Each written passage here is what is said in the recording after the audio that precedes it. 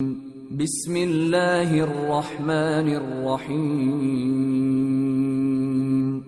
شروع اللہ کا نام لے کر جو بڑا مہربان نہایت رحم والا ہے۔ الف لام را، یہ وہ کتاب ہے جس کی آیتیں جچی تلی ہیں۔ پھر یہ کہ اللہ حکیم و خبیر نازل کرنے والے کی طرف سے بتفصیل بیان کی گئی ہیں۔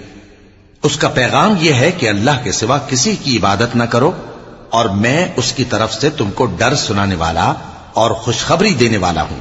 اور یہ کہ اپنے پروردگار سے بخشش مانگو اور اس کے آگے توبہ کرو، وہ تم کو ایک وقت مقرر تک متاع نیک سے بہرہ مند کرے گا اور ہر لائق فضیلت کو اس کی فضیلت دے گا۔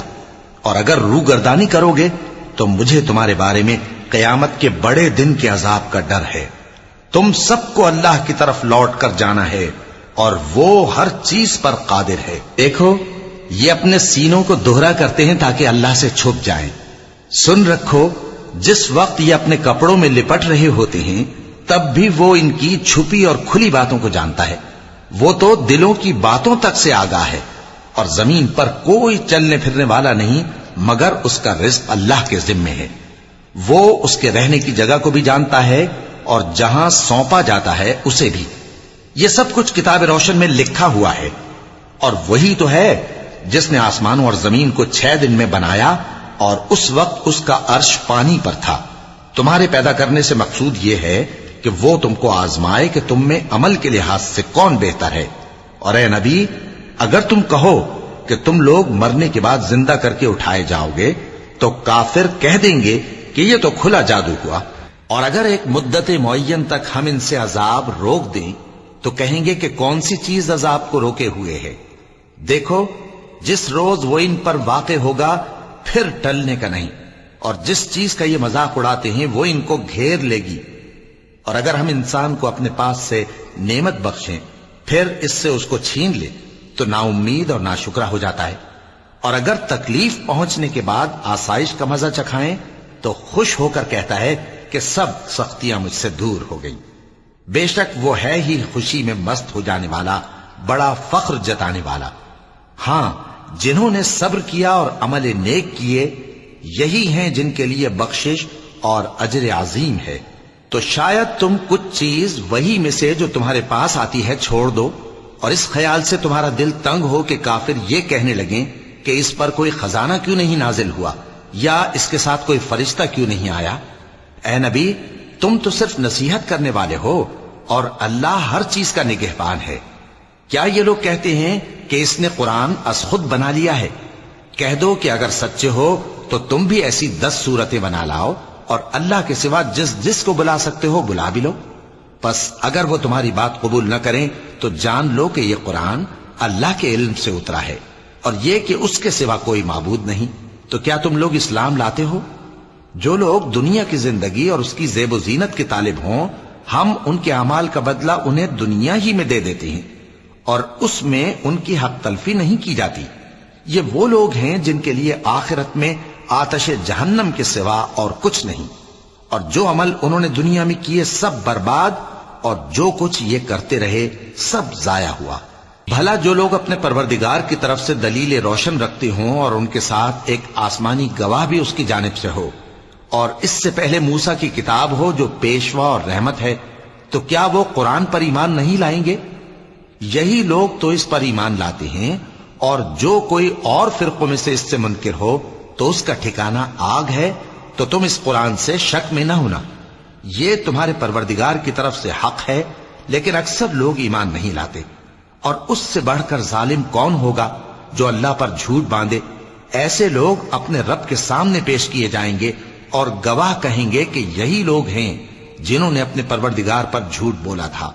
سن رکھو کہ ظالموں پر اللہ کی لعنت ہے، جو اللہ کے رستے سے روکتے اور اس میں کجی چاہتی ہیں، اور وہ آخرت کا بھی انکار کرتے ہیں۔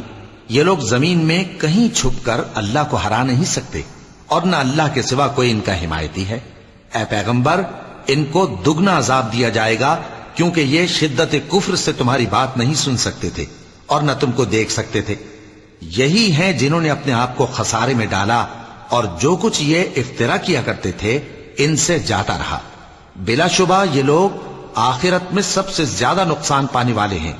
جو لوگ ایمان لائے اور عمل نیک کیے اور اپنے پروردگار کے آگے عاجزی کی، یہی صاحب جنت ہیں، ہمیشہ اس میں رہیں گے۔ دونوں فریقوں یعنی کافر و مومن کی مثال ایسی ہے جیسے ایک اندھا بہرا ہو اور ایک دیکھتا سنتا۔ بھلا دونوں کا حال یکساں ہو سکتا ہے؟ پھر تم سوچتے کیوں نہیں؟ اور ہم نے نوح کو ان کی قوم کی طرف بھیجا تو انہوں نے ان سے کہا کہ میں تم کو کھول کھول کر ڈر سنانے اور یہ پیغام پہنچانے آیا ہوں کہ اللہ کے سوا کسی کی عبادت نہ کرو، مجھے تمہاری نسبت دردناک عذاب کا خوف ہے۔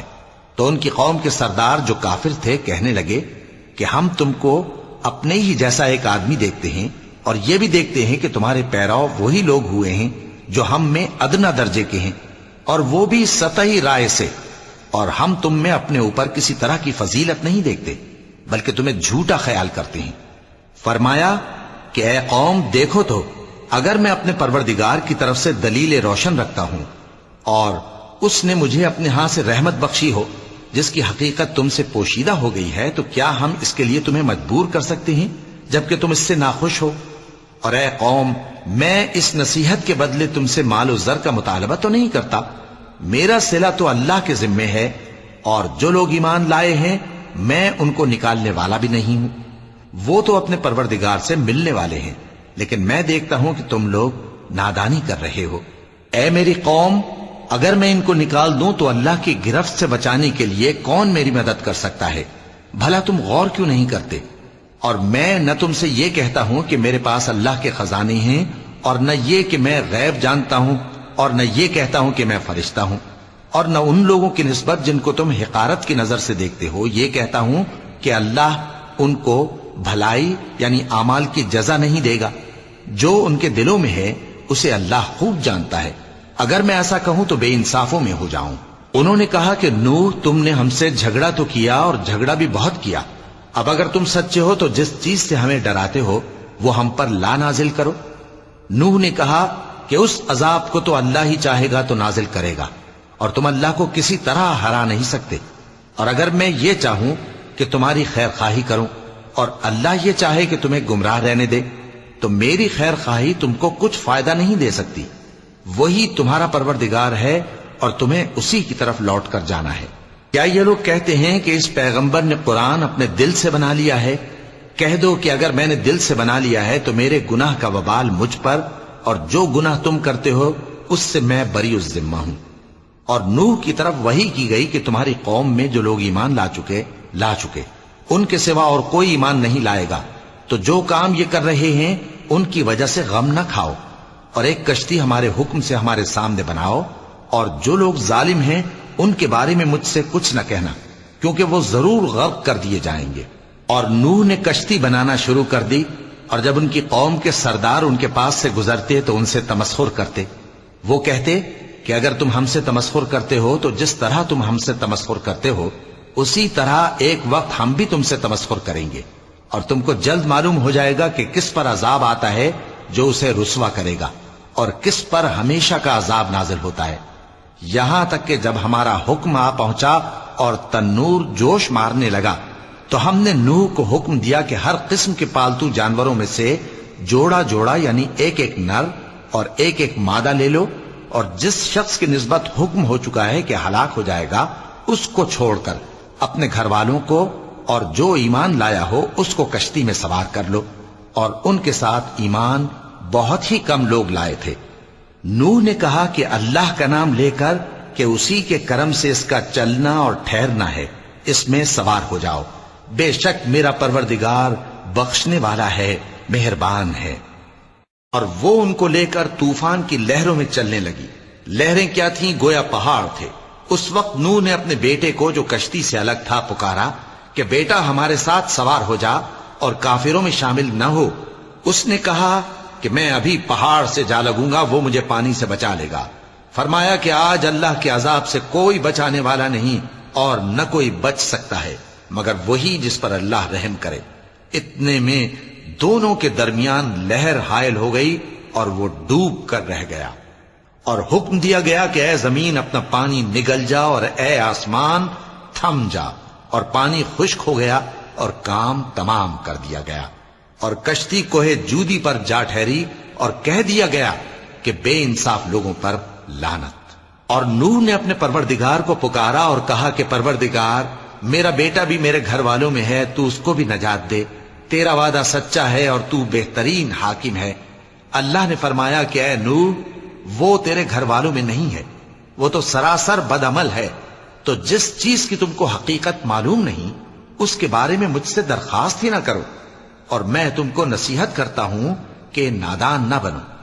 نوح نے کہا پروردگار، میں تجھ سے پناہ مانگتا ہوں کہ ایسی چیز کی تجھ سے درخواست کروں جس کی حقیقت مجھے معلوم نہیں، اور اگر تو مجھے نہیں بخشے گا اور مجھ پر رحم نہیں فرمائے گا تو میں تباہ ہو جاؤں گا۔ حکم ہوا کہ نوح ہماری طرف سے سلامتی اور برکتوں کے ساتھ جو تم پر اور تمہارے ساتھ کی جماعتوں پر نازل کی گئی ہیں اتر آؤ، اور کچھ اور جماعتیں ہوں گی جن کو ہم دنیا کے فوائد سے بہرہ مند کریں گے، پھر ان کو ہماری طرف سے عذاب علیم پہنچے گا۔ یہ حالات غیب کی خبروں میں سے ہیں جو ہم تمہاری طرف بھیجتے ہیں، اور اس سے پہلے نہ تم ہی ان کو جانتے تھے اور نہ تمہاری قوم ہی ان سے واقف تھی، تو صبر کرو کہ انجام پرہیزگاروں ہی کا بھلا ہے۔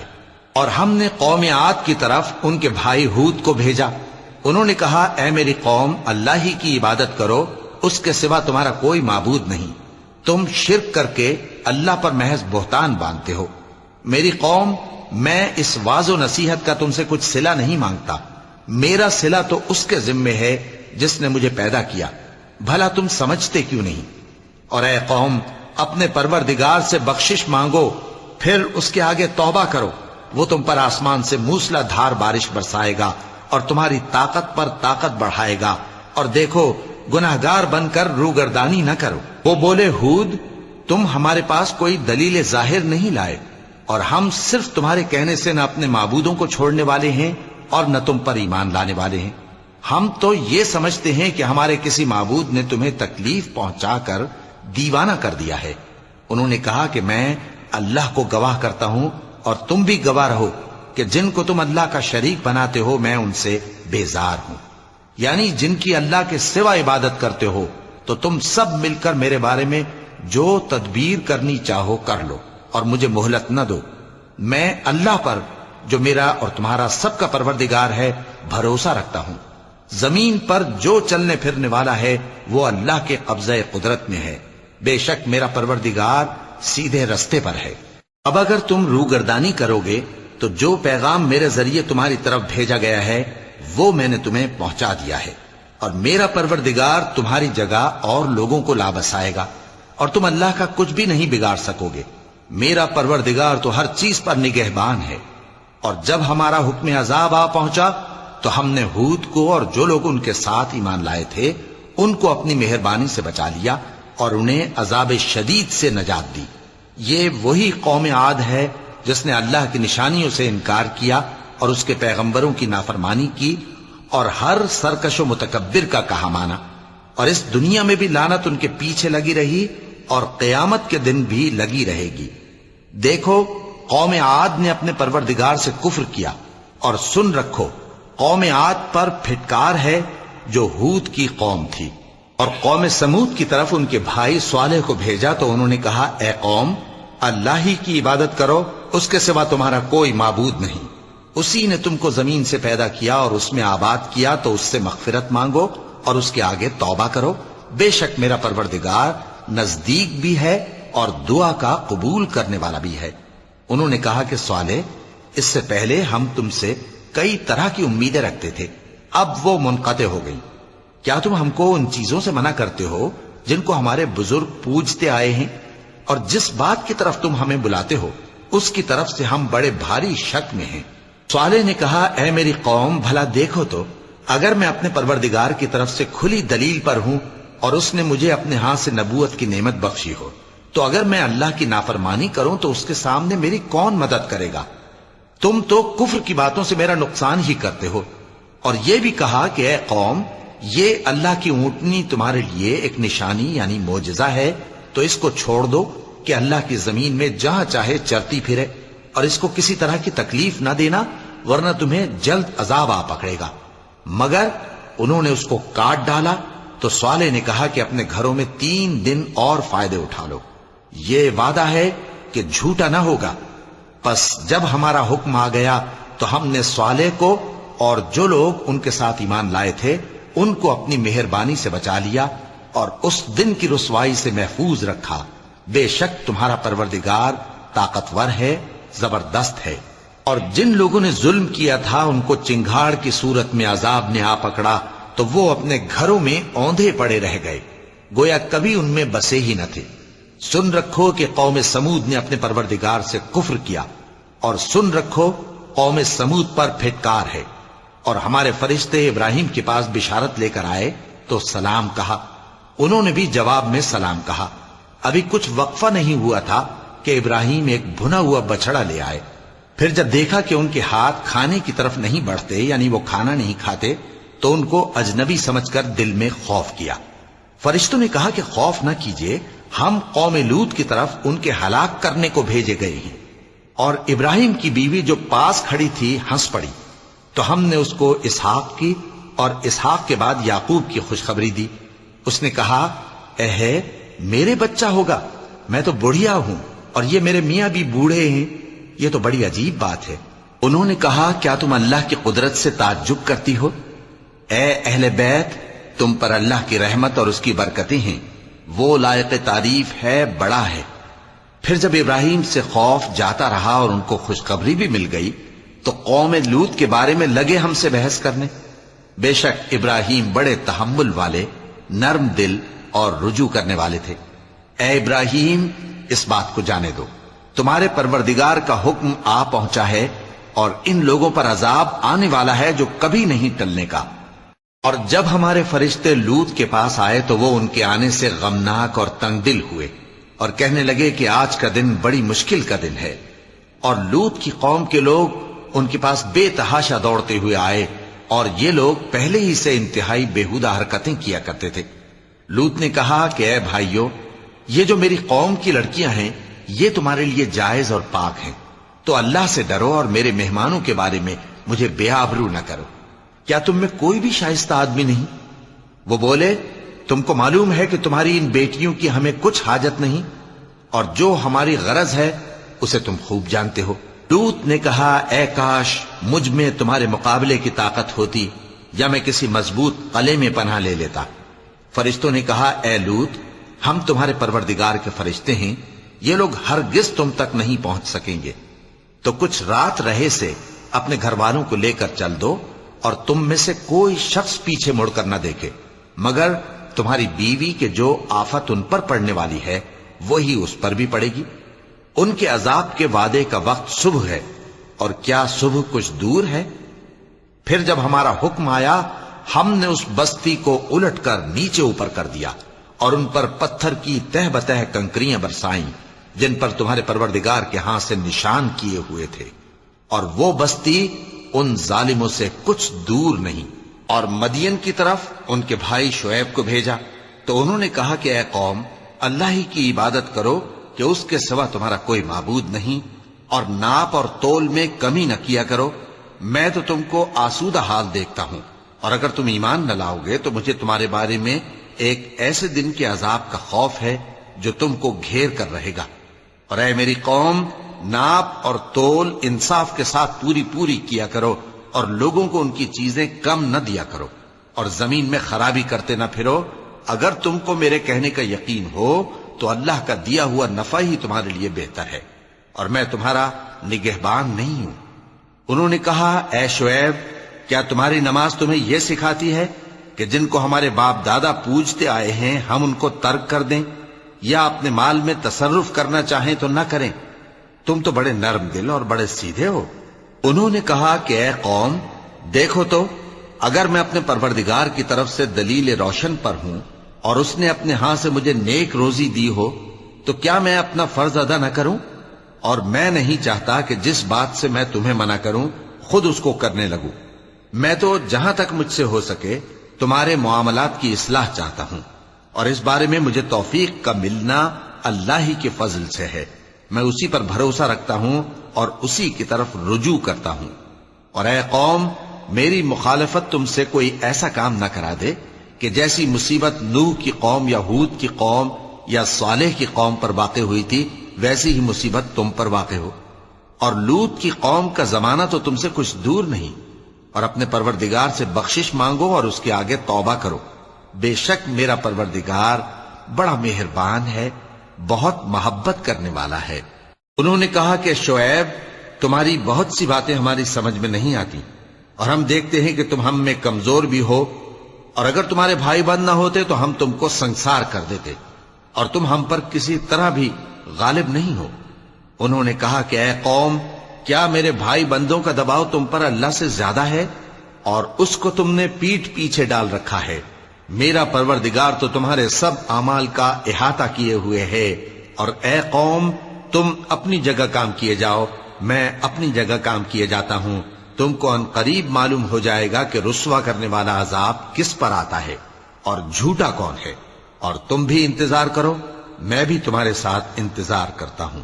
اور جب ہمارا حکم آ پہنچا تو ہم نے شعیب کو اور جو لوگ ان کے ساتھ ایمان لائے تھے ان کو تو اپنی رحمت سے بچا لیا، اور جو ظالم تھے ان کو چنگھاڑ نے آ دبوچا، تو وہ اپنے گھروں میں اوندھے پڑے رہ گئے، گویا ان میں کبھی بسے ہی نہ تھے۔ سن رکھو کہ مدین پر ویسی ہی پھٹکار ہے جیسی سمود پر پھٹکار تھی، اور ہم نے موسیٰ کو اپنی نشانیاں اور دلیل روشن دے کر بھیجا فرعون اور اس کے سرداروں کی طرف، تو وہ فرعون ہی کے حکم پر چلتے رہے، حالانکہ فرعون کا حکم درست نہیں تھا۔ وہ قیامت کے دن اپنی قوم کے آگے آگے چلے گا، پھر ان کو دوزخ میں جا اتارے گا، اور جس مقام پر وہ اتارے جائیں گے وہ برا ہے۔ اور اس جہان میں بھی لعنت ان کے پیچھے لگا دی گئی، اور قیامت کے دن بھی پیچھے لگی رہے گی، جو انعام ان کو ملا ہے برا ہے۔ یہ پرانی بستیوں کے تھوڑے سے حالات ہیں جو ہم تم سے بیان کرتے ہیں، ان میں سے بعض تو باقی ہیں اور بعض تہس نہس ہو گئیں، اور ہم نے ان لوگوں پر ظلم نہیں کیا بلکہ انہوں نے خود اپنے اوپر ظلم کیا۔ غرض جب تمہارے پروردگار کا حکم آ پہنچا تو جن معبودوں کو وہ اللہ کے سوا پکارا کرتے تھے وہ ان کے کچھ بھی کام نہ آئے، اور بربادی کے سوا انہیں اور کچھ نہ دے سکے۔ اور تمہارا پروردگار جب نافرمان بستیوں کو پکڑا کرتا ہے تو اس کی پکڑ اسی طرح کی ہوتی ہے، بے شک اس کی پکڑ دکھ دینے والی سخت ہے۔ ان قصوں میں اس شخص کے لیے جو عذاب آخرت سے ڈرے عبرت ہے۔ یہ وہ دن ہوگا جس میں سب اکٹھے کیے جائیں گے، اور یہی وہ دن ہوگا جس میں سب اللہ کے روبرو حاضر کیے جائیں گے، اور ہم اس کے لانے میں ایک وقت معین تک تاخیر کر رہے ہیں۔ جس روز وہ آ جائے گا تو کوئی شخص اللہ کے حکم کے بغیر بول بھی نہیں سکے گا۔ پھر ان میں سے کچھ بدبخت ہوں گے اور کچھ نیک بخت، تو جو بدبخت ہوں گے وہ دوزخ میں ڈال دیے جائیں گے، اس میں ان کو چلانا اور دھاڑنا ہوگا۔ جب تک آسمان و زمین ہیں وہ اسی میں رہیں گے مگر جتنا تمہارا پروردگار چاہے، بے شک تمہارا پروردگار جو چاہتا ہے کر دیتا ہے۔